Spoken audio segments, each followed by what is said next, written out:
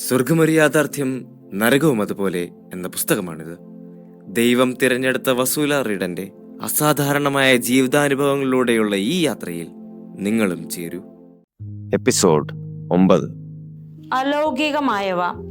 കൃപയുടെ പ്രവർത്തനങ്ങളെല്ലാം അതിസ്വാഭാവികമാണ്. എൻ്റെ ഈ അതിസ്വാഭാവികമായ മിസ്റ്റിക്കൽ അനുഭവങ്ങൾക്കെല്ലാം കാരണം ദൈവമാണ്. ഈ അതിസ്വാഭാവികമായ ആശയവിനിമയവും അനുഗ്രഹങ്ങളും ദാനങ്ങളുമെല്ലാം എൻ്റെ ഭാഗത്തു നിന്നുള്ള യാതൊരു പ്രയത്നവും കൂടാതെ അവിടുന്ന് ഉപയോഗിക്കുന്നു. ഈ ദർശനങ്ങളും ആത്മീയ സ്വപ്നങ്ങളും അത്ഭുതങ്ങളും സുഗന്ധാഭിഷേകവും ജ്ഞാനപ്രകാശവുമെല്ലാം അളവില്ലാതെ നൽകപ്പെടുന്നത് ദൈവമഹത്വത്തിനായാണ്. അതുപോലെ തന്നെ നമ്മുടെ പ്രയോജനത്തിനും സഭയുടെ പ്രയോജനത്തിനും വേണ്ടിയാണ്. കർത്താവ് തന്നെ അത് വിശദീകരിക്കുന്നു. ഞാൻ എങ്ങനെയാണ് പ്രവർത്തിക്കുന്നതെന്ന് നീ അറിയണമെന്ന് ഞാൻ ആഗ്രഹിക്കുന്നു. ഞാൻ സ്വപ്നങ്ങളിലൂടെയും ദർശനങ്ങളിലൂടെയും അടയാളങ്ങളിലൂടെയും സംസാരിക്കുന്നുവെന്ന് നീ കേട്ടിട്ടില്ലേ? ആദ്യം ഞാൻ ഒരു രീതിയിൽ സംസാരിക്കും, പിന്നെ വേറൊരു രീതിയിൽ, ഞാൻ ശ്രദ്ധിക്കപ്പെടുന്നതുവരെ. എൻ്റെ കാവൽ മാലാഖ, ജനുവരി 19, 1987. എന്തായാലും എല്ലാ സ്വപ്നങ്ങളും ദൈവത്തിൽ നിന്നുള്ള സന്ദേശങ്ങളല്ല. ആത്മീയ സ്വപ്നങ്ങൾ അല്ലെങ്കിൽ ദൈവത്തിൻ്റെ ഉറക്കത്തിലെ ഭാഷ എന്നറിയപ്പെടുന്നവ മാത്രം ദൈവത്തിൽ നിന്നുള്ളവയാണ്. ബൈബിളിൽ ദൈവം തൻ്റെ പ്രവാചകന്മാരെ സ്വപ്ന വിശകലനക്കാർ എന്ന് വിളിക്കുന്നു. നിയമാവർത്തനം 13:1. സ്വപ്നത്തിൻ്റെ മെച്ചം. ഇവിടെ ദൈവം സംസാരിക്കുമ്പോൾ ബോധമണ്ഡലത്തിൻ്റെ ഇടപെടൽ ഏറ്റവും കുറഞ്ഞ അളവിലായിരിക്കും എന്നതാണ്. എൻ്റെ കാര്യത്തിൽ എനിക്ക് ധാരാളം ആത്മീയ സ്വപ്നങ്ങൾ ഉണ്ടായിട്ടുണ്ട്. ചിലപ്പോഴൊക്കെ അവയെ ഞാൻ ദർശനങ്ങൾ എന്ന് വിളിക്കാറുണ്ട്. ഈ വിഷയത്തെപ്പറ്റി കൂടുതൽ വിശദീകരണങ്ങളിലേക്ക് കടക്കുന്നതിന് മുമ്പ് ദൈവവുമായുള്ള എൻ്റെ അനുഭവങ്ങളും എൻ്റെ സംഭാഷണങ്ങളും പങ്കുവയ്ക്കാം. കാരണം ഇത് മാത്രമാണ് അതിസ്വാഭാവികം.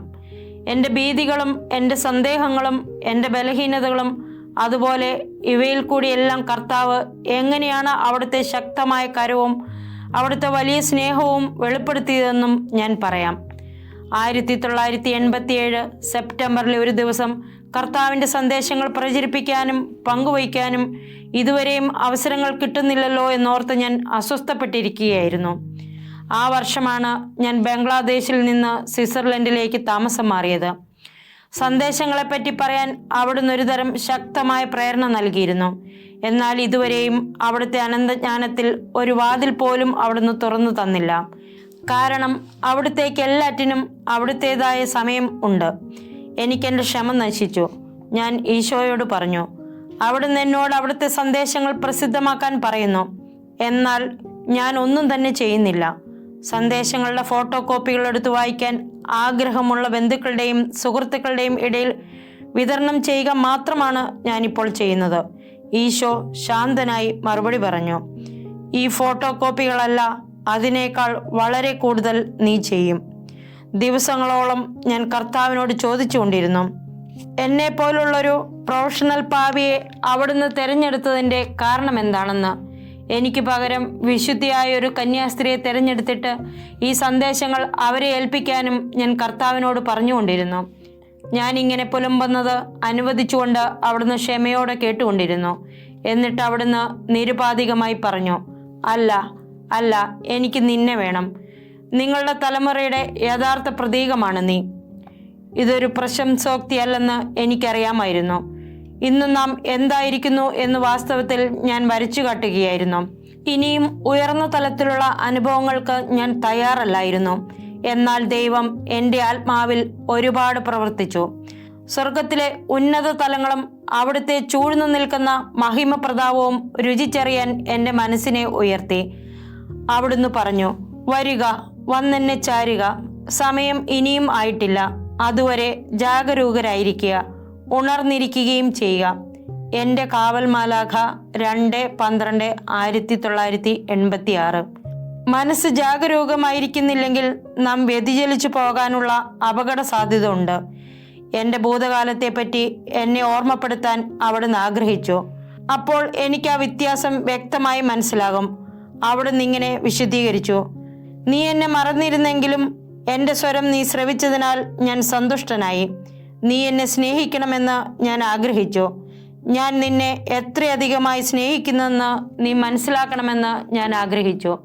അറിയുക, ദൈവമായി ഞാൻ എപ്പോഴും എൻ്റെ ലക്ഷ്യം നേടും. അവിടുത്തെ വാക്കുകൾ എന്നെ സ്വാന്തനപ്പെടുത്തി. എനിക്ക് സമാധാനമായി. അവിടുന്ന് തുടർന്നു, ഞാൻ നിനക്ക് ആദ്യമായി പ്രത്യക്ഷപ്പെട്ടപ്പോൾ ഞാൻ നിന്നെ പിടിച്ചതുകൊണ്ട് നീ തലയുയർത്തി നിന്റെ മുമ്പിലുള്ള ദൈവത്തെ നോക്കി. നീ തലയുയർത്തിയപ്പോൾ നിന്റെ കണ്ണുകളിലേക്ക് ഞാൻ നോക്കി. സ്നേഹിക്കപ്പെടാതിരിക്കുന്നു എന്ന് എത്രത്തോളം നീ കരുതുന്നുവെന്ന് ഞാൻ അവിടെ കണ്ടു. ദൈവത്താൽ സ്നേഹിക്കപ്പെടാതിരിക്കുന്നു എന്നാണ് നമ്മിൽ പലരും വിശ്വസിക്കുന്നത്. നമ്മുടെ നികൃഷ്ടതയും പാപാത്മകതയും നിമിത്തം ദൈവത്തിന് നമ്മോടുള്ള സ്നേഹം കുറയുന്നു എന്നാണ് നാം കരുതുന്നത്. അതെ, ഞാനും അങ്ങനെ തന്നെയായിരുന്നു. എന്നെപ്പോലെ ഒരുത്തിയെ ഒരിക്കലെങ്കിലും പ്രാർത്ഥിക്കുകയോ വിശ്വാസ ജീവിതം നയിക്കുകയോ ചെയ്യാതെ ദൈവത്തോട് മറുതലിച്ച് പാപജീവിതം നയിച്ചു പോകുന്ന ഒരുവളെ ദൈവത്തിന് സ്നേഹിക്കാൻ സാധിക്കുമെന്ന് എനിക്ക് മനസ്സിലാക്കാനോ വിശ്വസിക്കാനോ കഴിയുമായിരുന്നില്ല. ഞാനെന്നും വിചാരിച്ചിരുന്നത് അവിടുത്തെ സ്നേഹിക്കുകയും അവിടുത്തെ ആരാധിക്കുകയും ചെയ്തുകൊണ്ട് വിശുദ്ധ ജീവിതം നയിക്കുന്നവരെയാണ് അവിടുന്ന് സ്നേഹിക്കുന്നതെന്നാണ്. എന്നെപ്പോലെ തന്നെയാണ് കൂടുതൽ ആളുകളും ചിന്തിക്കുന്നത്.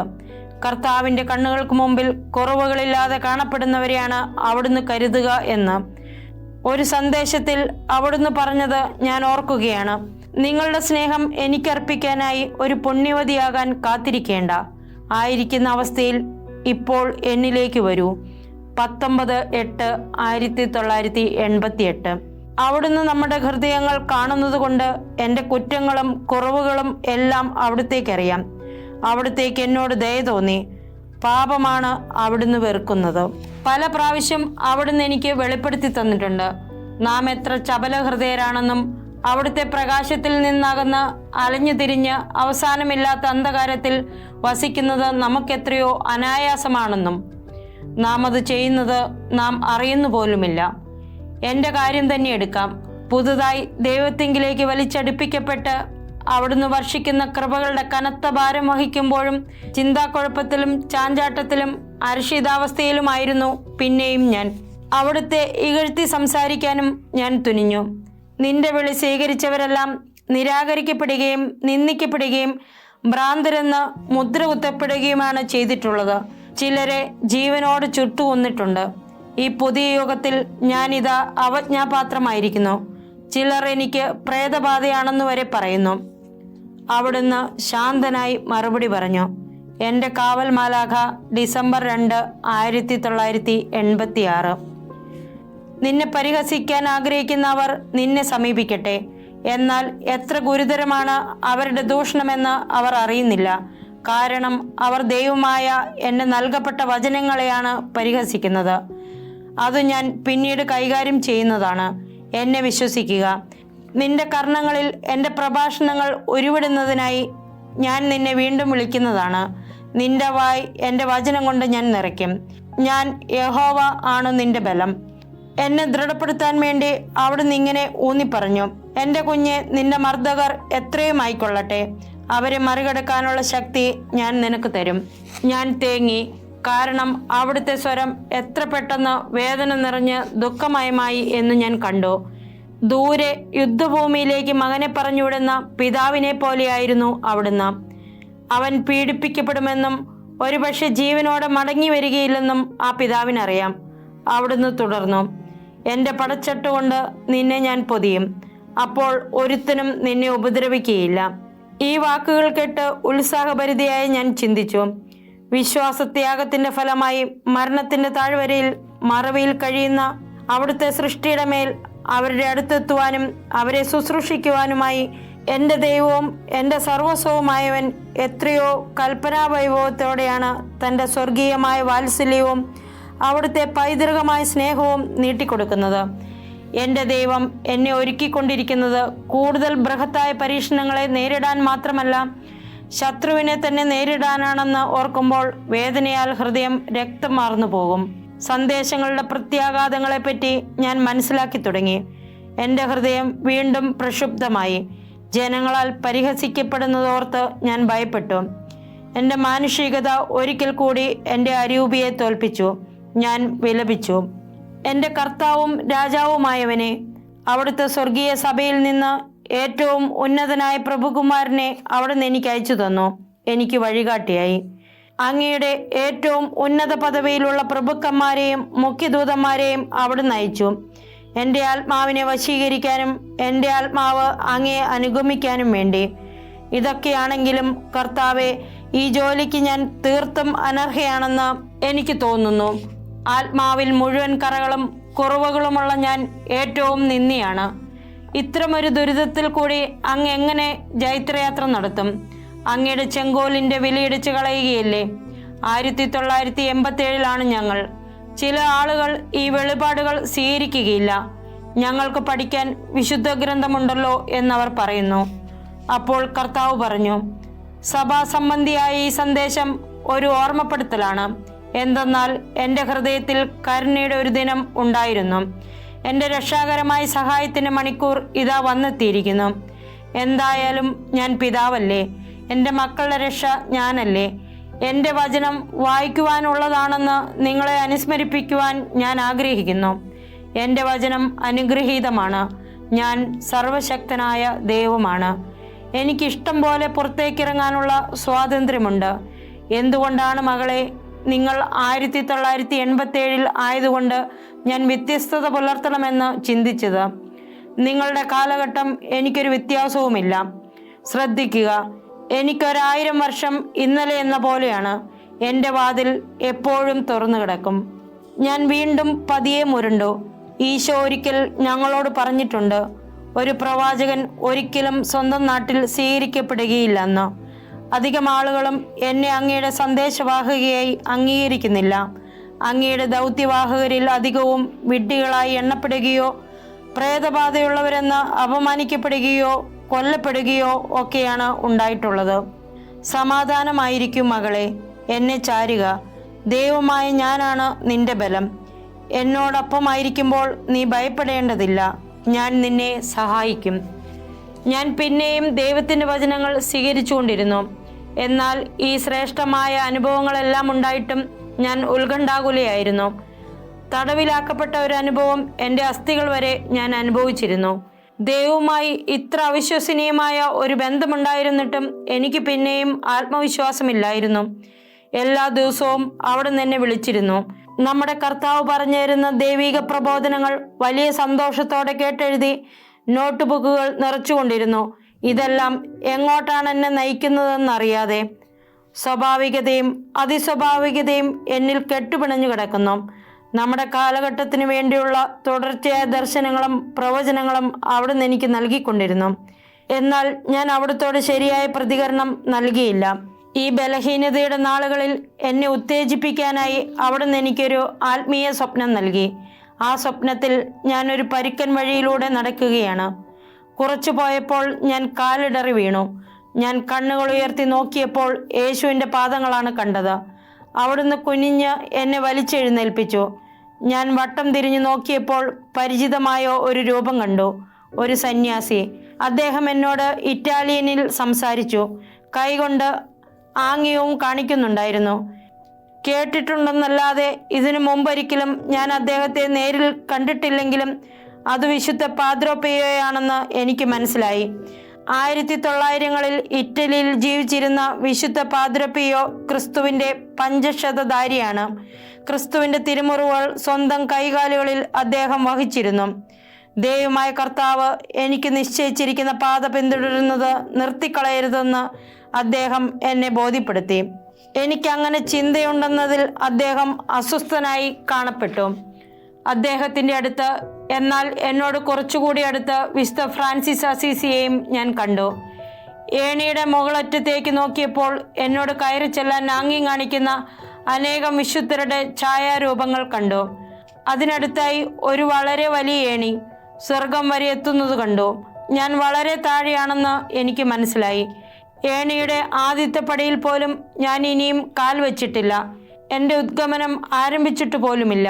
എനിക്ക് ഈ സ്വപ്നമുണ്ടായതിൻ്റെ അടുത്ത ദിവസം സ്വർഗത്തിൽ നിന്നുള്ള ഒരു വിളിക്ക് ഞാൻ പ്രത്യുത്തരിച്ചപ്പോൾ അത് വിശുദ്ധ പിയോ ആണെന്ന് മനസ്സിലായി. എന്നെ ഉത്സാഹിപ്പിച്ചുകൊണ്ട് അദ്ദേഹം പറഞ്ഞു, ഞാൻ നിന്റെ കൂടെയുണ്ട്. ഞാൻ അത്ഭുതപ്പെട്ടു. എന്നിട്ട് ഞാൻ ഈശോയോട് ചോദിച്ചു, അദ്ദേഹം അങ്ങയുടെ കൂടെയാണോ? അവിടുന്ന് മറുപടി പറഞ്ഞു, അതേ വസുല, അവൻ എൻ്റെ കൂടെയാണ്. ഞാനാണ് അവനെ അലങ്കരിച്ചത്. നമുക്കിതുപോലുള്ള അതിസ്വാഭാവിക സ്വപ്നങ്ങളും മറ്റതിസ്വാഭാവിക അടയാളങ്ങളും ദൈവം നൽകാറുണ്ട്, അവിടുത്തെ സാന്നിധ്യം സ്ഥിരീകരിക്കാൻ വേണ്ടി. എൻ്റെ അനുഭവങ്ങളിൽ നിന്ന് ദൈവത്തിൻ്റെ അതിസ്വാഭാവിക പ്രവർത്തനങ്ങളും മറ്റു സ്വാഭാവികവും പ്രകൃത്യാതീതവുമായ പ്രവർത്തനങ്ങളും തമ്മിലുള്ള വ്യത്യാസങ്ങൾ മനസ്സിലാക്കാൻ ഞാൻ പഠിച്ചിട്ടുണ്ട്. നമ്മുടെ ആത്മാവിന് സ്വാഭാവികമായത് എളുപ്പത്തിൽ കാണുവാൻ സാധിക്കും, കാരണം അത് ഭൗതിക തലത്തിലാണ്. ഉദാഹരണത്തിന്, മനോഹരമായ ഒരു പ്രകൃതി ദൃശ്യം നമ്മെ ദൈവത്തിൻ്റെ സർവാതിശായിയായ സൗന്ദര്യത്തെപ്പറ്റി ഓർമ്മപ്പെടുത്തുന്നു. പ്രകൃത്യാതീതമായ പ്രവർത്തനങ്ങൾ എന്ന് പറയുന്നത് പ്രകൃതിയുടെ ചട്ടക്കൂടിനപ്പുറം ദൃശ്യലോകത്തിന് അപ്പുറം പോകുന്നവയാണ്. മാലാഖമാരുടെയോ സാത്താന്റെയോ ഒക്കെ പ്രവർത്തനത്തിന്റെ ഫലമായി ഉണ്ടാവുന്നതാണിത്. ദൈവത്തിന് അതിനും അപ്പുറം പോകാൻ സാധിക്കും.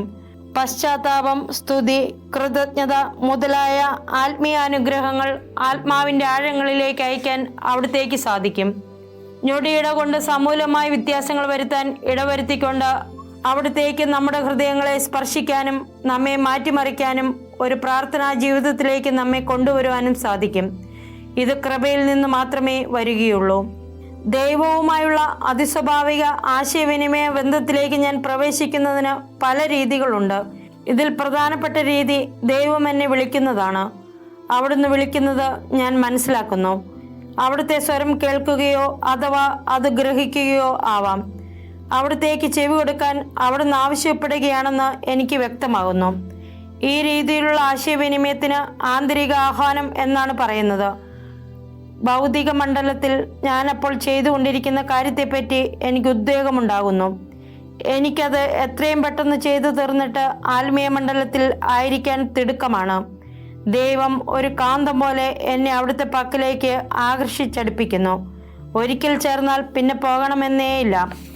സന്ദേശങ്ങൾ എഴുതിയെടുക്കാൻ അവിടുത്തെ ദൈവിക പ്രാഭവത്തിന് ചേർന്ന ശൈലിയിൽ അവിടുന്ന് എന്നെ ക്ഷണിക്കുമ്പോൾ എൻ്റെ ആത്മാവ് ഉയർത്തപ്പെടുകയും ഞാൻ ആനന്ദത്താൽ മതിമറന്നു പോവുകയും ചെയ്യും. ഞാൻ മേശയിൽ നിന്ന് പെൻസിലെടുക്കുമ്പോൾ കൈപ്പത്തിയിൽ ചെറിയ തരിപ്പ് അനുഭവപ്പെടും. കറണ്ട് പോലെ ഞാൻ അവിടുത്തെ സന്ദേശങ്ങൾ കേൾക്കാൻ തുടങ്ങുകയായി. ഞാനത് കേൾക്കുമ്പോൾ ഞാൻ എഴുതുന്നു. അവിടുന്ന് എനിക്ക് പറഞ്ഞു തരികയാണ്. അവിടുന്ന് പറയുന്നത് ഞാൻ പദാനുപദം എഴുതുകയും. സംസാരിക്കാനായി അവിടുത്തെ തിരുവചനങ്ങൾ തുറക്കുമ്പോൾ പുറത്തേക്ക് വീശുന്ന പ്രകാശകിരണത്താൽ ഞാൻ സമാവൃതയാകുന്നു. അപ്പോൾ ഏറ്റവും ഇമ്പമായ സ്വരത്തിൽ അവിടുന്ന് പറയും, ഈ രീതിയിൽ എന്നോടൊത്തായിരിക്കാനും എഴുതുവാനും നീ അഭിലഷിക്കുന്നുണ്ടോ? തെരഞ്ഞെടുക്കാനുള്ള നമ്മുടെ സ്വാതന്ത്ര്യത്തെപ്പറ്റി ഓർമ്മപ്പെടുത്താനാണത്. അപ്പോൾ വിഹുലതയിൽ വിറച്ചുകൊണ്ട് അവിടുത്തെ തൃക്കടാശത്തിന് മുമ്പിൽ തോറ്റടിഞ്ഞ് ആ വിസ്മയനീയമായ ദൃശ്യത്തിന് മുമ്പിൽ ഞാൻ ലോകത്തെ തന്നെ മറന്നു പോകുന്നു. തൻ്റെ ഇച്ഛാശക്തി അവിടത്തേക്ക് സമർപ്പിക്കാൻ മനസ്സാകുന്നു. ഏതൊരാളുടെ മേലും ആത്മജ്ഞാനപരമായ അവിടുത്തെ ദിവ്യ ജ്യോതിസിന് പ്രകാശിക്കാൻ കഴിയും. അതെ, ഏതൊരാളുടെ മേലും യാതൊരു വ്യത്യാസവുമില്ല. മാന്ത്രികമോ യാന്ത്രികമോ ആയ എഴുത്തുകളിൽ സംഭവിക്കുന്നത് പോലെ സന്ദേശങ്ങൾ ലഭിക്കുമ്പോൾ ഞാൻ ഒരിക്കലും സമാധിയിൽ വീഴാറില്ല. പ്രകൃത്യാതീത തലത്തിൽ ചിലർക്ക് അനുഭവപ്പെടാറുള്ള ഹർഷോന്മാദത്തിൽ നിന്നും ഇത് വ്യത്യസ്തമാണ്. ചില വിശുദ്ധർ വിവരിച്ചിട്ടുള്ളതുപോലെ ഹർഷോന്മാദത്തിൽ ആയിരിക്കുമ്പോൾ അവർ പൂർണ്ണമായും മാറ്റപ്പെടുകയാണ്. നാം അവരുടെ അടുത്തു ചെന്ന് അവരെ ഉന്തി മാറ്റിയാലും അവർ അത് അറിയുകയില്ല. അവർ പൂർണ്ണമായും ആ ആധ്യാത്മിക ലോകത്താണ്. പലരും, പ്രത്യേകിച്ച് വൈദികർ, എന്നോട് ചോദിക്കാറുണ്ട്, എന്തുകൊണ്ടാണ് കർത്താവ് നിങ്ങളുടെ കൈയക്ഷരം രൂപാന്തരപ്പെടുത്തുന്നത്, കയ്യിൽ പിടിച്ചുപോലും എഴുതിക്കുന്നത്? എനിക്ക് സത്യസന്ധമായി ഒന്നേ പറയാനുള്ളൂ, എനിക്കറിയില്ല. എന്നാൽ ഇതേ ചോദ്യം ഞാനൊരു ദിവസം കർത്താവിൻ്റെ മുമ്പിൽ വെച്ചു. അവിടുത്തെ മറുപടി കേട്ട് ഞാൻ ചിരിച്ചുപോയി. ഞാനത് ഈ രീതിയിലാണ് ഇഷ്ടപ്പെടുന്നത് എന്നാണ് അവിടുന്ന് പറഞ്ഞത്. നവംബർ 7, 1989. അപ്പോൾ എനിക്ക് കൂടുതലൊന്നും പറയാനില്ല. ധാരാളം പേർ എൻ്റെ കൈയക്ഷരത്തിന് വരുന്ന വ്യത്യാസത്തെപ്പറ്റി സംസാരിക്കാറുള്ളത് കൊണ്ട് അതൊരു യാന്ത്രിക എഴുത്തല്ല എന്ന് സൂചിപ്പിക്കാൻ ഞാൻ ആഗ്രഹിക്കുകയാണ്. ശക്തനായ ഭൂതോച്ചാടകനും അറിയപ്പെടുന്ന ഗ്രാഫോളജിസ്റ്റുമായ ഫ്രാൻസിലെ ഫാദർ കർട്ടി എൻ്റെ കാര്യം പഠനവിധേയമാക്കി. വേറെ പല ഗ്രാഫോളജിസ്റ്റുകളും വിശദമായി പഠിച്ചിട്ടുണ്ട്.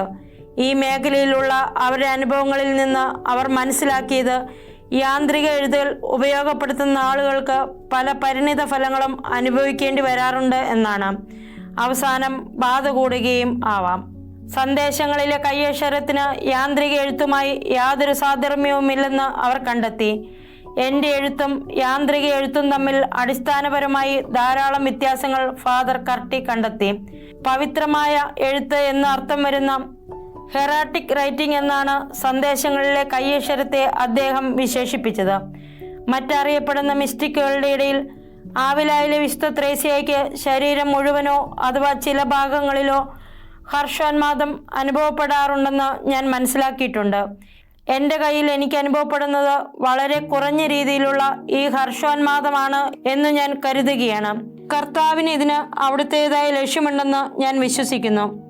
കർത്താവ് ലളിതമായ രീതിയിലാണ് പഠിപ്പിക്കുന്നത്, ഓരോ വ്യക്തിക്കും യോജിച്ച രീതിയിൽ തന്നെ അനുയോജ്യനാക്കിക്കൊണ്ട്. ആത്മീയ തലത്തിൽ ഞാൻ കർത്താവുമായി സംഭാഷണം ചെയ്യുമ്പോൾ തന്നെ ഭൗതിക തലത്തിൽ എനിക്ക് ചുറ്റും നടക്കുന്നത് ഞാൻ അറിയുന്നുണ്ട്. ഈ ഭൗതിക തലത്തിലും അതുപോലെ അതിസ്വാഭാവിക തലത്തിലും ഒരേ സമയം ഞാൻ ആയിരിക്കുന്നു. ഒരു പ്രാവശ്യം ഞാൻ ബംഗ്ലാദേശിലായിരിക്കുമ്പോൾ കർത്താവുമായി സംസാര രീതിയിൽ സന്ദേശം എഴുതിക്കൊണ്ടിരിക്കുമ്പോൾ വീട്ടുജോലിക്കാരി ഉച്ചത്തിൽ വിളിച്ചുകൊണ്ടുവന്നു. ഒരു ടെലഗ്രാം ഞാൻ ഒപ്പിട്ട് കൊടുക്കാൻ വേണ്ടി. സന്ദേശം എഴുതുന്നതിൻ്റെ നടുക്ക് ഇതുപോലൊരു ഭാഗം വന്നതുകൊണ്ട് ഞാനും ഉച്ചത്തിൽ തന്നെ അവരോട് പുറത്തു പോകുവാൻ ആവശ്യപ്പെട്ടു. എന്നാൽ ദയാലുവായ ഈശോ വളരെ മൃദുവായി എന്നെ ശാസിച്ചുകൊണ്ട് പറഞ്ഞു, ശാന്തമാവുക. അവിടുന്ന് എത്രയും മനോജ്ഞമായി ആ വാചകം ഉച്ചരിച്ചപ്പോൾ കനൽ കെടുത്തുന്ന ഒരു തണുത്ത ജലധാര പോലെയാണ് തോന്നിച്ചത്. എത്ര വലിയ വിനയവും സഹിഷ്ണുതയുമാണ് അവിടുന്ന് എന്ന് ഞാൻ ഒരിക്കൽ കൂടി മനസ്സിലാക്കി. വേറെ ചില അവസരങ്ങളിൽ എനിക്ക് പ്രാർത്ഥനയിലൂടെ കർത്താവുമായുള്ള ഈ വിനിമയ ബന്ധത്തിലേക്ക് നീങ്ങാൻ കഴിയുന്നു. ഏതൊരാളെയും പോലെ ഞാൻ പ്രാർത്ഥിക്കാൻ ആരംഭിക്കുന്നു. എൻ്റെ ചിന്തകൾ കർത്താവിന് എഴുതി നൽകുന്നു. എന്നാൽ ഞാനിത് ചെയ്തു കഴിയുമ്പോൾ തന്നെ എനിക്ക് മറുപടി നൽകാൻ കർത്താവ് വരുന്നു. അവിടുന്ന് പറയുന്നത് ഞാൻ എഴുതിയെടുക്കാൻ ആരംഭിക്കുന്നു. ഇത് കർത്താവ് എനിക്ക് നൽകിയിരിക്കുന്ന അനുഭവമായ ഒരു വരദാനമാണ്. അവിടുന്ന് എന്നോട് പറഞ്ഞിട്ടുണ്ട്. എൻ്റെ വചനങ്ങൾ സ്വീകരിക്കാൻ വരം ലഭിച്ചിട്ടുള്ളവരും ഞാൻ ആഗ്രഹിക്കുമ്പോഴൊക്കെ ഞാൻ സന്ദർശിക്കുന്നവരുമായ മറ്റുള്ളവരിൽ നിന്ന് വ്യത്യസ്തമായി നിനക്കൊരു പ്രത്യേക വരം ലഭിച്ചിട്ടുണ്ട്.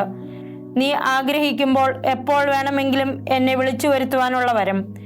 കാണുന്നില്ലേ, ഈ വിശേഷാവകാശം ഞാൻ നിനക്ക് തന്നിരിക്കുന്നത് നിന്നെ ഭരമേൽപ്പിച്ചിരിക്കുന്ന കർത്തവ്യത്തിനും നിന്റെ മേൽ ഞാൻ വച്ചിരിക്കുന്ന ഭാരത്തിനും ആനുപാതികമായിട്ടാണ്.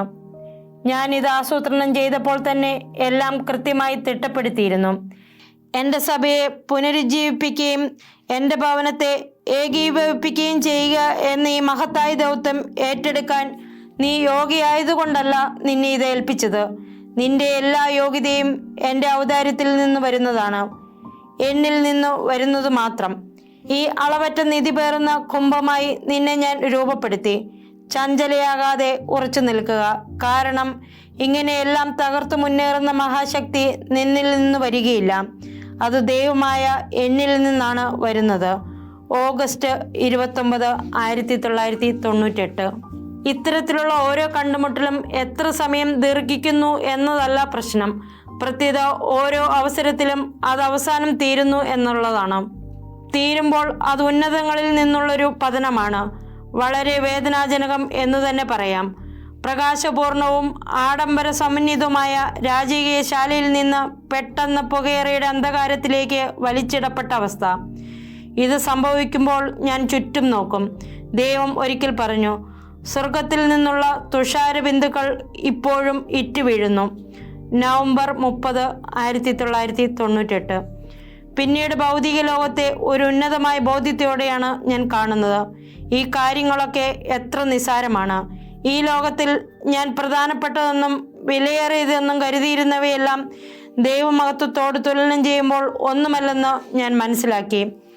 ഒരിക്കൽ ഞാൻ എൻ്റെ ഒരു ഉറ്റ സ്നേഹിതയോടൊത്തിരിക്കുമ്പോൾ കർത്താവ് എന്നെ വിളിച്ചു. സന്ദേശങ്ങൾ തന്നുകൊണ്ടിരിക്കുമ്പോൾ തന്നെ അവിടുന്ന് എൻ്റെ ആത്മാവിനെ അവിടുത്തെ സ്വർഗീയ സഭയിലേക്ക് എടുത്തുയർത്തി. സന്ദേശം തീർന്നപ്പോൾ അവൾ എൻ്റെ അടുത്ത് വന്ന് എനിക്കൊരു മുത്തം തന്നു. വളരെ അടുത്ത സ്നേഹിതയായിരുന്നിട്ട് കൂടി അവളുടെ സ്പർശനം ആ സമയത്ത്, അത്തരം അവസരങ്ങളിൽ അങ്ങനെയാണ്, എനിക്ക് വളരെ അരോചകമായി തോന്നി. അവളുടെ ആലിംഗനം പുറമെ എനിക്കൊരാഘാതവും ഏൽപ്പിച്ചില്ലെങ്കിലും എൻ്റെ ആത്മാവിൻ്റെ ഉള്ളിൽ അസ്വസ്ഥതയുണ്ടാക്കുന്ന വേദനാജനകമായ ഒരു അനുഭവം ഉണ്ടായി. ചില ആളുകൾ എന്നോട് ചോദിക്കാറുണ്ട്, സന്ദേശങ്ങൾ ലഭിക്കുമ്പോൾ ആരാണ് സംസാരിക്കുന്നതെന്ന്, എങ്ങനെയാണ് ഞാൻ അറിയുന്നതെന്ന്. എന്നോട് സംസാരിക്കുന്നത് പിതാവായ ദൈവമാണോ, യേശുക്രിസ്തുവാണോ, പരിശുദ്ധ അമ്മയാണോ, അതോ മാലാഖയാണോ എന്ന് തിരിച്ചറിയാൻ എനിക്കൊരു ബുദ്ധിമുട്ടും ഉണ്ടാകാറില്ല. കാരണം ഗ്രഹണശക്തിയുടെയും അറിവിൻ്റേതുമായ ഒരു കിരണം എൻ്റെ ബുദ്ധിശക്തിയിലേക്ക് നൽകപ്പെടുകയാണ്. ദൈവം തന്നെ നമ്മോട് അനുരൂപനാക്കുന്നത് വളരെ അവധാനപൂർവമാണ്. അവിടുന്ന് എനിക്ക് നൽകുന്ന വെളിപ്പാടുകൾ വളരെ ലളിതമാണ്, മാനുഷികമായ രീതിയിലുള്ളവ എന്ന് പറയാം.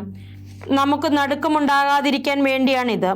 ദർശനങ്ങളിൽ മനുഷ്യന്റെ രൂപത്തിലാണ് അവിടുന്ന് പ്രത്യക്ഷപ്പെടുന്നത്. ഇത് അവിടുന്ന് എന്നെ സമീപിക്കുമ്പോൾ ഞാൻ ഭയപ്പെടാതിരിക്കുന്നതിനും, കൂടാതെ ദൈവികവും മാനുഷികവും അതുപോലെ പ്രകൃത്യാ ഉള്ളതും പ്രകൃത്യാതീതമായതും ഇഴപിണിഞ്ഞാണ് നിലകൊള്ളുന്നതെന്ന് ഉറപ്പിക്കാനും വേണ്ടിയിട്ടാണ്. അതാണ് യേശു ഒരു സന്ദേശത്തിൽ പറയുന്നത്. സന്ദേശങ്ങൾ നൽകാൻ വേണ്ടി അതിസ്വാഭാവിക രീതിയിലാണ് ഞാൻ നിന്നെ സമീപിക്കുന്നതെന്ന് നീ മനസ്സിലാക്കണമെന്ന് ഞാൻ ആഗ്രഹിക്കുന്നു. ഞാൻ കരുണയുടെ ദൈവമാണെന്ന് മറക്കരുത്. നിനക്കെന്നോട് പക്ഷമില്ലെങ്കിലും നിന്റെ ഈ നികൃഷ്ടാവസ്ഥയിലും ഞാൻ നിന്നെ സ്നേഹിക്കുന്നു.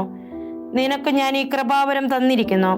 അങ്ങനെ നിനക്ക് എൻ്റെ അധരങ്ങളിൽ നിന്ന് നേരിട്ട് പഠിക്കാൻ സാധിക്കുന്നു. വസുല, നിന്റെ ഹൃദയത്തിൽ വിശ്രമിക്കുന്നത് ആനന്ദകരമാണ്. മാർച്ച് 8, 1987. ഒരാൾ അവകാശപ്പെടുന്നത് എൻ്റെ അനുഭവങ്ങളിൽ അതിസ്വാഭാവികമായി ഒന്നുമില്ല. ഇവ എൻ്റെ വ്യക്തിപരമായ ധ്യാന ചിന്തകളാകാം എന്നാണ്. ഞാൻ അയാളോട് അതിസ്വാഭാവികം എന്നതിന് എന്താണ് നിങ്ങൾ തെളിവായി കണക്കാക്കുക എന്ന് ചോദിച്ചു. അദ്ദേഹം ഒരു ഉത്തരവും തന്നില്ല. എന്തായാലും എനിക്കതിൻ്റെ ഉത്തരം അറിയാം.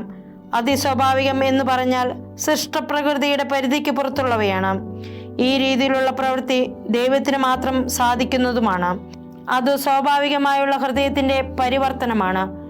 മാനസാന്തരത്തിലേക്കാണത് നയിക്കുന്നത്. അവിടുത്തെ പരിശുദ്ധാത്മാവ് നമ്മുടെ ഹൃദയങ്ങളെ സ്പർശിക്കുകയും നമ്മുടെ ജീവിതങ്ങളെ പ്രാർത്ഥനോന്മുഖമാക്കുകയും ചെയ്യുമ്പോഴാണത്.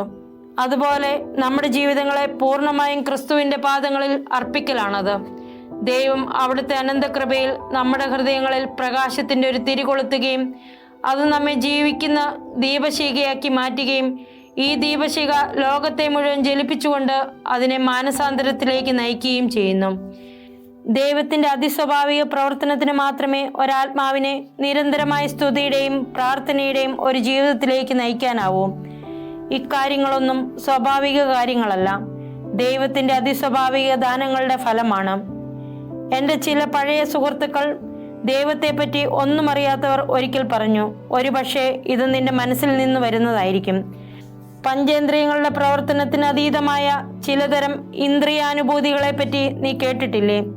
അതല്ലെങ്കിൽ നിന്റെ ഉപബോധ മനസ്സിൽ നിന്ന് വരുന്നതായിരിക്കും.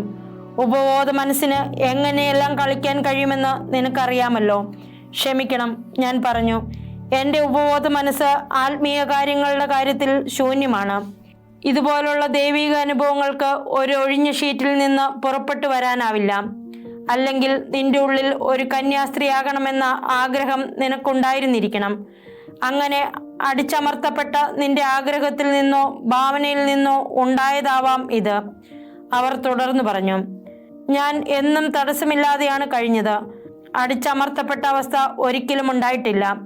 എന്നാലും 1 മണിക്കൂർ പോലും വേദപാഠം പഠിച്ചിട്ടില്ലാത്ത എന്നെ പോലുള്ള ഒരുവൾക്ക് ദൈവിക കാര്യങ്ങളിലുള്ള ഇത്ര അറിവിനെ നിങ്ങൾക്ക് എങ്ങനെ വിശദീകരിക്കാൻ പറ്റും? അതും ഭാവനയിൽ നിന്ന് വരുമോ? ഈ സന്ദേശങ്ങളിലൂടെ മാനസാന്തരത്തിലേക്ക് കടന്നു വന്ന അനേകം ആളുകളുടെ കാര്യം എങ്ങനെ? അതും എൻ്റെ ഭാവനയുടെ ഫലമോ? എൻ്റെ ഈ നിഗൂഢമായ അനുഭവങ്ങൾ എൻ്റെ ഭാവനയോ ദൈവത്തിൻ്റെ ഇടപെടലോ ഒന്നുമല്ല, പിന്നെയോ സാത്താൻ്റെ കളിതമാശയാണെന്നാണ് ചില വൈദികർ ഉറപ്പായി കരുതിയത്. എൻ്റെ പഴയ സ്നേഹിതൻ ഫാദർ ജിം വിചാരിച്ചതുപോലെ. പക്ഷേ ആ വിമർശകരോടും എനിക്ക് ചോദിക്കാനുള്ളത് ഇതാണ്: സാത്താൻ മാനസാന്തരം കൊടുക്കുമോ? കാരണം ഈ ഇടപെടലിലൂടെ കർത്താവിനെ സ്നേഹിക്കാനും ശുശ്രൂഷിക്കാനുമായുള്ള ഒരു ജീവിതത്തിലേക്ക് ഞാൻ പരിവർത്തനം ചെയ്യപ്പെട്ടു. മറ്റനേകർക്കും ഈ അനുഭവം കിട്ടി. ഞാനും അതുപോലെ മറ്റായിരക്കണക്കിന് ആളുകളും ദൈവത്തിങ്കിലേക്ക് തിരിയണമെന്ന് സാത്താൻ ആഗ്രഹിക്കുമോ? ദൈവമല്ലാതെ മറ്റാരാണ് എന്നെയും ഇവരെല്ലാവരെയും മാനസാന്തരപ്പെടുത്തിയത്. ദൈവത്തിനല്ലാതെ മറ്റാർക്കാണ് ഇതുപോലെ സാത്താനെ ബഹിഷ്കരിക്കാനും രോഗികളെ സുഖപ്പെടുത്തുവാനും കഴിയുക? ദൈവമല്ലാതെ മറ്റാരാണ് ഞങ്ങളെ ഇങ്ങനെ വിളിച്ചുകൊണ്ടിരിക്കുകയും സ്നേഹിച്ചുകൊണ്ടിരിക്കുകയും മുന്നറിയിപ്പ് നൽകിക്കൊണ്ടിരിക്കുകയും ചെയ്യുക? ചില മതാധികാരികൾ സന്ദേശത്തെ സംശയത്തോടെ വീക്ഷിച്ചപ്പോഴും മറ്റനേകർ ആവേശത്തോടെ സ്വാഗതം ചെയ്തു. വേറെ ചിലർ നോക്കിയിരുന്ന് കാണാം എന്ന മനോഭാവമാണ് എടുത്തത്. ഏതാണ് സ്വാഭാവികം അഥവാ ഏതാണ് അതിസ്വാഭാവികം, ഏതാണ് ദൈവികം, ഏതാണ് ദൈവികമല്ലാത്തത്, ഇങ്ങനെ കണ്ടുപിടിക്കാൻ ശാസ്ത്രീയ മാർഗമൊന്നുമില്ല. എന്നെ പോലുള്ളവർക്ക് കിട്ടുന്ന സ്വകാര്യ വെളിപാടുകളുടെ കാര്യത്തിൽ വെളിപാട് ലഭിക്കുന്ന വ്യക്തി ജീവിച്ചിരിക്കുന്നിടത്തോളം കാലം സഭാധികാരികൾ വ്യക്തമായ ഒരു നിലപാടെടുക്കുകയില്ല. ഒരു പുസ്തകത്തിൽ നിന്നുള്ള ചില ഉദ്ധരണികൾ മാത്രം കണ്ടുകൊണ്ട് ആ പുസ്തകത്തെ വിലയിരുത്താനാവില്ലല്ലോ. അതുപോലെ സഭയ്ക്കും വ്യക്തിയുടെ പ്രവർത്തനത്തിന്റെ പൂർണ്ണരൂപം ആവശ്യമാണ്. എനിക്കറിയാം, എന്നെ പോലൊരു വ്യക്തിക്ക് ദൈവത്തിൽ നിന്ന് സന്ദേശങ്ങൾ ലഭിക്കുന്നു എന്ന് വിശ്വസിക്കുക ആളുകൾക്ക് വളരെ ബുദ്ധിമുട്ടാണ്. സംശയിക്കുന്നതിന് അവരെ കുറ്റം പറഞ്ഞിട്ട് കാര്യമില്ല. എന്നാൽ ആ പ്രവർത്തനത്തിന്റെ ഫലം കാണുമ്പോൾ അവർ ആനന്ദിക്കുകയും ദൈവം മനുഷ്യർക്ക് നൽകുന്ന കൃപകളെ പ്രതി അവിടുത്തെ മഹത്വപ്പെടുത്തുകയും വേണമെന്നാണ് ഞാൻ ആഗ്രഹിക്കുന്നത്. സന്ദേശങ്ങൾ ലഭിക്കുന്നത് കൂടാതെ മറ്റു പല അതിസ്വാഭാവിക അനുഭവങ്ങളും എനിക്ക് പറയുവാനുണ്ട്. കുറച്ചു നാൾ മുമ്പ് വിശുദ്ധ നാടുകളിലേക്ക് ഞങ്ങൾ ഒരു തീർത്ഥാടനം പോയി. ഗലീലി തടാകത്തിലൂടെ യാത്ര ചെയ്യുമ്പോൾ ഞങ്ങളുടെ ഗ്രൂപ്പിലുണ്ടായിരുന്ന പല സ്വീഡൻകാരും എന്നോടൊരു ചെറിയ പ്രഭാഷണം നടത്തുവാൻ ആവശ്യപ്പെട്ടു. ഞങ്ങൾ ഒരു മുറിയിൽ ഒന്നിച്ചുകൂടി. ചർച്ചകൾക്കിടയ്ക്ക് വളരെ ആധികാരികമായി ഞാൻ പറഞ്ഞു, എനിക്ക് വടക്കൻ പ്രദേശങ്ങളിലേക്ക് പോയി അവിടെയുള്ളവരോടും പ്രസംഗിക്കണം. സ്വീഡന്റെ വടക്കുഭാഗത്തേക്ക് പോകണമെന്നാണ് ഞാൻ ഉദ്ദേശിച്ചത്. അവർ അതിശയത്തോടെ എൻ്റെ നേരെ നോക്കി. ഒരാൾ ചിരിച്ചുകൊണ്ട് ചോദിച്ചു, അവിടെ ആരുമില്ല, ഹിമക്കരടിയും കലമാനുമല്ലാതെ? അയാളെ തറപ്പിച്ചു നോക്കിക്കൊണ്ട് വളരെ ഗൗരവമായി, അതെ, അവിടെ ഒരു ആത്മാവുണ്ട് എന്ന് പറഞ്ഞെന്നാണ് പിന്നീട് അവർ എന്നോട് പറഞ്ഞത്. എന്നെ അടുത്തറിയാവുന്നവർക്കെല്ലാം അറിയാം തണുത്ത കാലാവസ്ഥ എനിക്ക് എത്ര വെറുപ്പാണെന്ന്. മധ്യധരണാദിയോ മരുപ്രദേശമോ ഒക്കെയാണ് എനിക്ക് താല്പര്യം. ധ്രുവക്കരടിയുടെ വാസസ്ഥലങ്ങളിലേക്ക് യാത്ര ചെയ്യുക എന്നത് എൻ്റെ സ്വാഭാവിക രീതിക്ക് ഘടകവിരുദ്ധമായിട്ടുള്ളതാണ്. അത് എങ്ങനെയിരുന്നാലും ഞങ്ങളുടെ ആ യാത്ര കഴിഞ്ഞൊരു ദിവസം ഞാൻ വീട്ടിൽ വൈകിട്ടത്തെ ചായ ഇട്ടുകൊണ്ടിരിക്കുന്ന സമയം ആ സ്വീഡൻകാരിൽ ഒരാൾ എന്നെ ഫോൺ ചെയ്തു. അന്ന് ബോട്ടിൽ വെച്ച് താങ്കൾ പറഞ്ഞത് തികച്ചും അന്വർത്ഥമായിരിക്കുന്നു. അവിടെ മുകളിൽ ലാപ്ലാൻഡിൽ ഒരു വ്യക്തിയുണ്ട്. അയാൾ താങ്കൾ അവിടെ സംസാരിക്കണമെന്നും പറഞ്ഞ് വിളിച്ചിരിക്കുന്നു. എനിക്കൊന്നും മനസ്സിലായില്ല. നിങ്ങൾ എന്താണ് പറയുന്നത്? ഞാൻ ചോദിച്ചു. ഞാൻ എന്തെങ്കിലും ലാപ്ലാൻഡിനെ പറ്റിയോ ആ മഞ്ഞുറഞ്ഞ പ്രദേശത്ത് പോകുന്നതിനെ പറ്റിയോ സംസാരിച്ചതായി എനിക്കൊരു ഓർമ്മയുമില്ല. എൻ്റെ അവിശ്വാസം മനസ്സിലാക്കിയപ്പോൾ വിളിച്ചയാൾ അന്ന് ഗലീലക്കടയിൽ വെച്ചുണ്ടായ സംഭവങ്ങളും എൻ്റെ സംസാരവുമെല്ലാം വിശദീകരിച്ചു. ഞാനൊരു ദീർഘശ്വാസം വിട്ടു, മനസ്സിലായെന്ന ഭാവത്തിൽ. എന്നിട്ട് റിസീവർ താഴ്ത്തു വെച്ചു. ആരാണ് ഇതിനു പിറകിലെന്ന് എനിക്ക് വളരെ കൃത്യമായി അറിയാമായിരുന്നു. അപ്പോൾ അങ്ങനെയാണ്, ഹിമക്കരടിയും കലമാനുമൊക്കെ താമസിക്കുന്നിടത്ത് എന്നെ അയക്കുക കർത്താവിനൊരു വലിയ കാര്യമല്ല. അത് സംഭവിക്കാനായി ഈ രീതിയിൽ ക്രമീകരിച്ചത് ദൈവം തന്നെയാണ്. സൂട്ടും കോട്ടുമിട്ട് ധ്രുവപ്രദേശങ്ങളിലേക്കൊരു യാത്രയ്ക്ക് ഞാൻ സ്വമനസ ഒരുമ്പെടുകയില്ലെന്ന് അവിടത്തേക്ക് അറിയാമായിരുന്നു. അവിടുന്ന് ആ വാക്കുകൾ എൻ്റെ വായിൽ നിക്ഷേപിച്ചു. അവർ അതിൽ കൂടി പിടിച്ചു കയറാൻ ഇടയാക്കുകയും ചെയ്തു.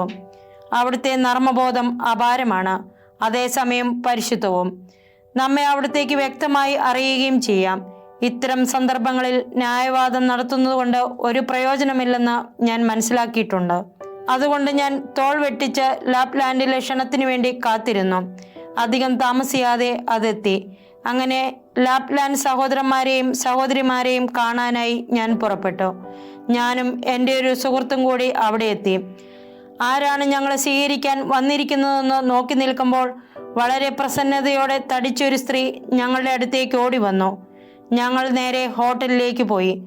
അവിടെ സ്റ്റോക്ക്ഹോമിൽ നിന്നുള്ള ഒരു പുരോഹിതനും അദ്ദേഹത്തിൻ്റെ സുഹൃത്തിനോടൊപ്പം ഭക്ഷണം കഴിക്കുന്നുണ്ടായിരുന്നു. റെസ്റ്റോറൻറ്റിൽ തിരക്കൊന്നും ഉണ്ടായിരുന്നില്ല. പട്ടണത്തിലെ ആളുകളൊക്കെ എവിടെ പോയി, മീറ്റിങ്ങിന് എത്ര പേരാണാവോ ഉണ്ടാവുക എന്നൊക്കെ ഞാൻ അതിശയിച്ചു. എന്നെ മീറ്റിംഗ് ഹാളിലേക്ക് വിളിച്ചതനുസരിച്ച് ഞങ്ങൾ പോകുമ്പോൾ ആ വൈദികനും സുഹൃത്തും കാപ്പി കുടി കഴിഞ്ഞിരുന്നില്ല. അവസാനം അവർ റെസ്റ്റോറൻറ്റിൽ നിന്നും ഇറങ്ങിയപ്പോൾ താമസിച്ചു പോയതിനാൽ ഹാളിലെത്താൻ തിരക്കിട്ട് നടന്നു. ആളൊഴിഞ്ഞ വഴികളിലൂടെ അവർ തിരക്കിട്ട് നടക്കുമ്പോൾ ഒരു വയസ്സനായ മനുഷ്യൻ അവർക്കെതിരെ വരുന്നത് കണ്ടു. അയാൾ ഇവരെ തട്ടി വീഴാൻ തുടങ്ങി. ഇവർ ഈ നാട്ടുകാരില്ലെന്ന് മനസ്സിലായതുകൊണ്ട് കടന്നുപോയപ്പോൾ അയാൾ ചോദിച്ചു, മാന്യന്മാരെ, നിങ്ങൾ ഏത് നാട്ടുകാരാണ്? സ്റ്റോക്ക്ഹോം എന്നവർ പറഞ്ഞു. നിങ്ങൾ ഇത്ര ധൃതി പിടിച്ച് പോകുന്നത് എന്താണ്? വൃദ്ധൻ വീണ്ടും തിരക്കി. ഞങ്ങൾ ഒരു പ്രവാചികയുടെ അടുത്ത് അവർ പറയുന്നത് കേൾക്കാൻ പോവുകയാണ് എന്നവർ പറഞ്ഞു. പ്രവാചികയോ? നമ്മുടെ പട്ടണത്തിലോ? അയാൾ വല്ലാതെ വിസ്മയിച്ചു പോയി. അതെ, ഞങ്ങൾ താമസിച്ചു പോയി. താങ്കളും വരുന്നുണ്ടോ? ഞാൻ ഇക്കാലം അത്രയും കരുതിയിരുന്നത് പ്രവാചകർ ബൈബിളിൽ മാത്രമേയുള്ളൂവെന്നാണ്. അവർ നമ്മുടെ ചുറ്റുവട്ടത്തുണ്ടെന്നാണോ നിങ്ങൾ പറയുന്നത്? അതും എൻ്റെ ഈ പട്ടണത്തിൽ തന്നെ. നിങ്ങൾക്ക് വരാൻ താല്പര്യമുണ്ടോ ഇല്ലയോ? രണ്ടുപേരും അക്ഷമരായി വിളിച്ചു ചോദിച്ചു. ഉണ്ട്, ഞാൻ വരുന്നു. ഏതാണ്ട് 100ഓളം ആൾക്കാർ ആ ഹാളിൽ സമ്മേളിച്ചിരുന്നു.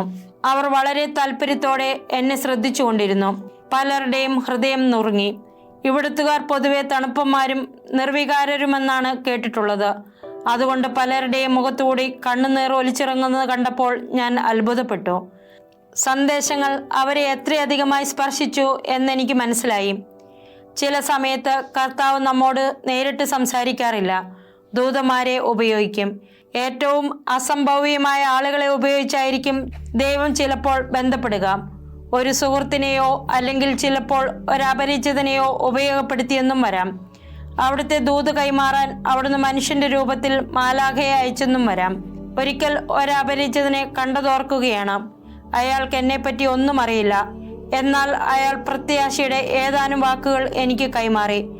എനിക്കവ ഏറ്റവും അത്യാവശ്യമായിരുന്ന ആ സമയത്ത്. എനിക്ക് ഡിസ്കിന് സ്ഥാനഭ്രംശം സംഭവിച്ചിരുന്നതുകൊണ്ട് ഡോക്ടർമാർ 3 മാസത്തെ പൂർണ്ണ വിശ്രമം ഉപദേശിച്ചിരിക്കുകയായിരുന്നു. എനിക്ക് MRI സ്കാൻ എടുക്കാൻ വേണ്ടി എൻ്റെ സുഹൃത്തുക്കൾ എന്നെ ഹോസ്പിറ്റലിൽ കൊണ്ടുപോയി. ഒരു വീൽ ചെയറിലിരുത്തി വലിയൊരു ഇടനാഴിയിൽ ഞങ്ങൾ ഊഴം കാത്തിരിക്കുകയായിരുന്നു. കീറിപ്പറഞ്ഞ വസ്ത്രം ധരിച്ച് ക്ഷൗരം ചെയ്യാത്ത മുഖവുമായി ഒരാൾ എൻ്റെ സുഹൃത്തുക്കളെ സമീപിച്ചു. കൈത്തുവാലുകളും ലൈറ്ററുകളും വിൽക്കാൻ വന്നതാണ്. എൻ്റെ ഒരു സുഹൃത്ത് സാധനങ്ങൾ വാങ്ങിച്ചപ്പോൾ അയാൾ സ്ഥലം വിടുകയും ചെയ്തു. അധികം ദൂരെ പോകുന്നതിന് മുമ്പ് അയാൾ പിറകോട്ട് തിരിഞ്ഞു നോക്കിയിട്ട് നേരെ എൻ്റെ അടുക്കിലേക്ക് വന്നു. എൻ്റെ കണ്ണുകളിലേക്ക് തന്നെ നോക്കിക്കൊണ്ട് അയാൾ പറഞ്ഞു, ഇവിടുത്തെ ഡോക്ടർമാരൊക്കെ വളരെ മിടുക്കരാണ്. നിങ്ങൾക്ക് വേഗം സുഖമായിക്കൊള്ളും. കാരണം നിങ്ങളുടെ ദൗത്യം ഇനിയും കഴിഞ്ഞിട്ടില്ല. ഞാൻ അത്ഭുതം കൊണ്ട് സ്തംഭിച്ചുപോയി. അതുപോലെ തന്നെ എൻ്റെ സുഹൃത്തുക്കളും. ഞാനോ എൻ്റെ സുഹൃത്തുക്കളിൽ ആരെങ്കിലുമോ ഇതിനു മുമ്പൊരിക്കലും ഇയാളെ കണ്ടിട്ടില്ല. അതുപോലെ അയാൾക്ക് നിശ്ചയമായും എന്നെപ്പറ്റി ഒന്നും അറിയുകയും ഉണ്ടാവുകയില്ല.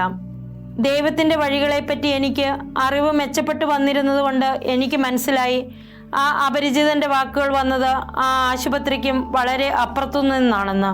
നാം മനസ്സിലാക്കിയാലും ഇല്ലെങ്കിലും ഏതു പരിസ്ഥിതിയിലായാലും അതിസ്വാഭാവികമായോ അതോ തികച്ചും സാധാരണമായോ എന്തായാലും ദൈവം നമ്മെ തന്നെ വിട്ടുകളയില്ല. നാം ഒരിക്കലും പരിത്യക്തരാകുന്നില്ല. നമ്മുടെ കർത്താവ് എന്നെ ഉന്മേഷവതിയാക്കിയ വേറൊരവസരം കൂടി പങ്കുവയ്ക്കാം. ഒരു ദിവസം ഇംഗ്ലണ്ടിലൊരു ഭാഗത്ത് സംസാരിക്കാനായി ഞാൻ ക്ഷണിക്കപ്പെട്ടു. അവിടുത്തെ വൈദികൻ പാരിഷ് ഹാളിൽ പ്രസംഗിക്കുവാൻ എനിക്ക് അനുവാദം തന്നു. അത് കഴിയുമ്പോൾ തൊട്ടടുത്ത പള്ളിയിൽ വിശുദ്ധ കുർബാനയുമുണ്ട്. അതൊരു ഇടദിവസമുള്ള മീറ്റിംഗ് ആയിരുന്നു. ഒരു തണുപ്പ് കാലത്ത് വൈകുന്നേരമാണ് മീറ്റിംഗ്. മീറ്റിങ്ങിൻ്റെ വിശദാംശങ്ങൾ ഞാൻ വളരെ വ്യക്തമായി ഓർമ്മിക്കുന്നുണ്ട്. ഞാൻ സംസാരിക്കുമ്പോൾ അവിടെ ഇരുന്ന ആളുകളെ നോക്കി. ഭൂരിഭാഗവും കോട്ടുവായി ഇട്ടുകൊണ്ടിരുന്നു. ഏകദേശം 200 മുകളിൽ ആളുകളുണ്ടായിരുന്നു. തുറന്ന വായ് മാത്രമാണ് എനിക്ക് മുമ്പിൽ കാണുവാൻ കഴിഞ്ഞത്. എല്ലാവരും കോട്ടുവായിട്ടുകൊണ്ടിരുന്നു. ഞാൻ നിരുന്മേഷയായിപ്പോയി. പകൽ മുഴുവൻ ജോലി ചെയ്തിട്ട് വരുന്നവരാണ്. എന്നിരുന്നാലും എനിക്കത് വളരെ ബുദ്ധിമുട്ടായി തോന്നി. ഞാൻ വിചാരിച്ചു, പരിശുദ്ധാത്മാവിൻ്റെ പ്രഭാഷണത്തെ വേണ്ട രീതിയിൽ പ്രചോദിപ്പിക്കുന്നില്ലായിരിക്കാം എന്ന്. ആരെയും സ്പർശിച്ചതായി തോന്നിയില്ല. എല്ലാവരും ക്ഷീണിച്ചും തളർന്നും കാണപ്പെട്ടു. എൻ്റെ പ്രസംഗം കഴിഞ്ഞ് ഞാൻ വളരെ സങ്കടപ്പെട്ട് ഒഴിഞ്ഞു മാറി നിന്നു. സന്ദേശങ്ങൾ ജനങ്ങളിലേക്ക് കടന്നു ചെന്നില്ലെന്ന് എനിക്ക് തോന്നി. ഞാൻ മാനുഷിക വീക്ഷണത്തിലാണ് നോക്കിയത്, ദൈവിക വീക്ഷണകോണിലല്ല. അല്പമൊരു ആത്മാനുകമ്പയോടെ ഞാൻ ഉള്ളിൽ സ്വയം തേങ്ങി. ഈ യാത്രയും ഈ ത്യാഗവും രാത്രി വൈകുന്നതുവരെയുള്ള ഈ താമസവും 2 മണിക്കൂർ നേരത്തെ നിൽപ്പും എല്ലാം ഹോ കർത്താവെ, ഞാൻ മടുത്തു. എൻ്റെ പ്രസംഗത്തിൻ്റെ അവസാനം ആളുകളൊക്കെ ഒരു വാതിക്കലേക്ക് നീങ്ങി. അതിനപ്പുറത്താണ് കുർബാന നടക്കുന്ന പള്ളി. ഏതാണ്ട് രാത്രി 10 മണിയായി. ഞാൻ ഏറ്റവും ഒടുവിലാണ് പള്ളിയിൽ പ്രവേശിച്ചത്. എല്ലാവരും ഇരുന്നു കഴിഞ്ഞു. ബെഞ്ചുകളെല്ലാം നിറഞ്ഞു. എൻ്റെ പരാതിപ്പെടൽ തുടർന്നുകൊണ്ടിരുന്നു. ഞാൻ പറഞ്ഞു, ഹോ കർത്താവെ, നിന്റെ പരിഗണനയ്ക്ക് നന്ദി. എല്ലാവരും ഇരുന്നു. നീ എനിക്കൊരു സീറ്റ് പോലും കരുതി വെച്ചില്ലല്ലോ. ആ ജനക്കൂട്ടത്തിന് നേരെ എവിടെയെങ്കിലും സീറ്റുണ്ടോ എന്ന് നോക്കി ഞാൻ നിൽക്കുമ്പോൾ ഏതാണ്ട് 10 വയസ്സ് തോന്നിക്കുന്ന ഒരു പയ്യൻ എഴുന്നേറ്റ് നിൽക്കുന്നത് കണ്ടു. അവൻ്റെ അടുത്തേക്ക് ഇരിക്കാൻ ചെല്ലാൻ അവൻ ആംഗ്യം കാണിക്കുകയാണ്. അവൻ 2ാമത്തെ നിരയിൽ ഇടതുവശത്തായിട്ടാണ് ഇരുന്നിരുന്നത്. അതുകൊണ്ട് ഞാൻ വലിഞ്ഞ് അവൻ്റെ അടുത്ത് ചെന്നു. അവൻ എനിക്കൊരു സീറ്റ് പിടിച്ചിട്ടിട്ടുണ്ടായിരുന്നു. ഒരു ഏഷ്യക്കാരൻ ബെഞ്ചിൻ്റെ അങ്ങേയറ്റത്തിരിക്കുന്നുണ്ടായിരുന്നു. ആ പയ്യൻ ഞങ്ങളുടെ 2 പേരുടെയും മധ്യത്തിലായിരുന്നു.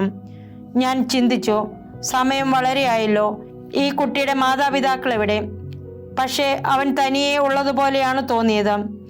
അത് സ്കൂൾ ദിവസമാണ്. ഇവൻ എങ്ങനെ രാത്രി വളരെ വൈകി തനിയെ പോകും എന്ന് ഞാൻ ചിന്തിച്ചുകൊണ്ടിരിക്കുമ്പോൾ അവൻ ബെഞ്ചിലൂടെ തെന്നി നീങ്ങി എൻ്റെ അടുത്ത് വന്നിട്ട് എൻ്റെ കൈകളെടുത്തു. കൈകളിൽ പിടിച്ചുകൊണ്ട് വിരലിൽ കിടന്ന ഒരു കൊന്തമോതിരം നോക്കി ഇതെന്താണ് എന്ന് ചോദിച്ചു. ഇത് കൊന്തമോതിരം എന്ന് ഞാൻ പറഞ്ഞു. വേറൊരു വിരലിൽ കിടന്ന കൊന്തമോതിരം ചൂണ്ടിയും അവൻ ചോദിച്ചു, ഇത് വേറൊരു തരം കൊന്തമോതിരം. ഇതെനിക്കൊരു ദർശനക്കാരൻ തന്നതാണ്. വിരലുകളെല്ലാം കൊന്തമോതിരം കൊണ്ട് നിറയ്ക്കുന്ന മനോവൈകല്യമാണ് എനിക്കെന്ന് അവൻ കരുതുമെന്ന് ഞാൻ വിചാരിച്ചു. ഓരോ പ്രാവശ്യം ഞാൻ സംസാരിക്കുമ്പോഴും അവൻ കണ്ണുകൾ ഉയർത്തി എന്നെ നോക്കി. അപ്പോൾ ഞാൻ ശ്രദ്ധിച്ചു, ബദാം പരിപ്പിൻ്റെ ആകൃതിയിൽ വലിയ പച്ചകളർന്ന നീല കണ്ണുകളാണ് അവൻ്റേത്. അപ്പോഴേക്കും വൈദികൻ വന്ന് കുർബാന തുടങ്ങി. ആ സമയം കൊണ്ട് കുട്ടിയുടെ സാമീപ്യത്തിൽ ഞാൻ സന്തോഷവതിയായി. പ്രാരംഭ കീർത്തനം പാടിയപ്പോൾ വൈദികൻ്റെ കുശിനിക്കാരൻ ഞങ്ങളുടെ തൊട്ടുപിറകിലിരുന്ന് വളരെ ഉച്ചത്തിലും ഒരു താളവുമില്ലാതെയും പാടിയത് കേട്ട് അവൻ അടക്കി ചിരിച്ചു. ഞാനും അങ്ങനെ തന്നെ ചെയ്തു. ഉച്ചത്തിൽ ചിരിക്കാതിരിക്കാൻ ഞാൻ പാടുപെടുകയായിരുന്നു. അവസാനം വിശുദ്ധ കുർബാന സ്വീകരണ സമയമായി. ഞാൻ എഴുന്നേറ്റ് ആ കുട്ടിയുടെ നേരെ തിരിഞ്ഞ് അവന് പിറകെ അൾത്താരയുടെ അടുക്കിലേക്ക് നടക്കാൻ തയ്യാറായി നിന്നു. പക്ഷേ പെട്ടെന്ന് അവൻ എൻ്റെ കണ്ണുകൾക്ക് മുമ്പിൽ അപ്രത്യക്ഷനായി. ആ കുട്ടി പെട്ടെന്നങ്ങ് മറഞ്ഞുപോയി. എനിക്കത് വിശ്വസിക്കാൻ പറ്റിയില്ല. പക്ഷെ പിന്നീട് ആ പള്ളിയിലെങ്ങും അവനെ കണ്ടില്ല. കർത്താവ് പ്രവചനത്തിൻ്റെ വരം നൽകുമ്പോൾ അതിനോടൊപ്പം വേറൊരു വരവും കൂട്ടിച്ചേർത്ത് നൽകാറുണ്ട്, വിവേചനത്തിൻ്റെ വരം. അരൂപിയെ വിവേചിച്ചറിയാൻ അഥവാ അരൂപിയുടെ ഉത്ഭവവും ഉദ്ദേശവും നിർണ്ണയിക്കാൻ സഹായിക്കുന്ന വിവേചനത്തിൻ്റെ വരം വളരെ പ്രധാനപ്പെട്ടതാണ്. ഇതാ ഒരു ഉദാഹരണം. ഞാൻ ഫിലിപ്പൈൻസിൽ ഒരിക്കൽ പ്രസംഗിക്കാൻ പോയപ്പോൾ ഇതിനു മുമ്പും അവിടെ പോയിട്ടുണ്ട്. ഏകദേശം 14 വയസ്സുള്ള ഒരു ഫിലിപ്പിനോ പെൺകുട്ടിയെപ്പറ്റി കേട്ടു. അവൾക്കും ഈശോയിൽ നിന്നും സന്ദേശങ്ങൾ കിട്ടിക്കൊണ്ടിരിക്കുന്നതാണെന്ന് അവർ എന്നോട് പറഞ്ഞു. തങ്ങളിൽ ഒരാൾക്കും ഈ അനുഗ്രഹം കിട്ടുന്നുണ്ടല്ലോ എന്നോർത്ത് ആളുകൾക്ക് വലിയ സന്തോഷമായിരുന്നു. അവൾക്ക് ലഭിക്കുന്നവ എനിക്ക് ലഭിക്കുന്നവയോട് വളരെ സാദൃശ്യമുള്ളവയാണെന്ന് അവർ പറഞ്ഞിരുന്നു. ഞങ്ങൾ പോകുന്നിടത്തെല്ലാം അവർ അവളെയും കൊണ്ടുവന്നിരുന്നു. മുഴുവൻ സമയവും അവൾ എന്നെ ചുറ്റിപ്പറ്റി ഉണ്ടായിരുന്നു. പ്ലാൻ ചെയ്തിരുന്ന മീറ്റിങ്ങുകളും പരിപാടികളും ഒക്കെ കഴിഞ്ഞു. പിന്നെയും ഒരു ദിവസം കൂടി ഉണ്ടായിരുന്നു, സംഘാടകരുടെയും സ്നേഹിതരുടെയും കൂടെ ചെലവഴിക്കാൻ. എന്നെ അനുയാത്ര ചെയ്തിരുന്ന വൈദികൻ ആ ദിവസം അന്ന് ഞങ്ങൾക്കെല്ലാവർക്കും വേണ്ടി ദിവ്യബലി അർപ്പിക്കാൻ ഉപയോഗപ്പെടുത്തി. ദിവ്യബലിക്ക് ആ പെൺകുട്ടിയുടെ അടുത്ത് നിൽക്കുമ്പോൾ അവൾക്ക് എൻ്റെ ഓർമ്മയ്ക്കായി എന്തെങ്കിലും കൊടുക്കണമെന്ന് എനിക്ക് തോന്നി. എൻ്റെ വിരലിൽ ഒരു കൊന്തമോതിരം ഉണ്ടായിരുന്നു. വാസ്തവം പറഞ്ഞാൽ എനിക്കത് അത്ര ഇഷ്ടമില്ലായിരുന്നു. അത് ലോഹത്തിലുള്ളതായിരുന്നു. വെള്ളിയിലോ സ്വർണത്തിലോ ഒന്ന് ചെയ്യിക്കണമെന്ന് ഞാൻ കരുതിയിരുന്നു. തന്നെയുമല്ല, എൻ്റെ വിരലിൽ അത് വളരെ മുറുക്കവുമായിരുന്നു. ആ പെൺകുട്ടി എന്നേക്കാൾ ചെറുതായിരുന്നതുകൊണ്ട് അവൾക്ക് ആ മോതിരം കൊടുക്കുന്നത് നന്നായിരിക്കുമെന്ന് എനിക്ക് തോന്നി. അത് കയ്യിൽ നിന്ന് ഊരിയെടുക്കാൻ ഞാൻ നോക്കി. വളരെ മുറുകിക്കിടന്നതുകൊണ്ട് അനങ്ങിയില്ല. പിന്നെ മുറിയിൽ ചെല്ലുമ്പോൾ സോപ്പിട്ട് ഊരിയെടുക്കാം എന്ന് ഞാൻ വിചാരിച്ചു. കുർബാന കഴിഞ്ഞ റെസ്റ്റോറൻറ്റിലേക്കും ആ പെൺകുട്ടി ഞങ്ങളുടെ കൂടെ വന്നു. ഞങ്ങളെല്ലാവരും അവിടെ ഇരുന്നപ്പോൾ വീണ്ടും ഞാൻ മോതിരത്തിൻ്റെ കാര്യം ഓർത്തു. എണീക്കാനായി ഞാൻ കൈ മേശമേൽ വെച്ചു. മോതിരമില്ല.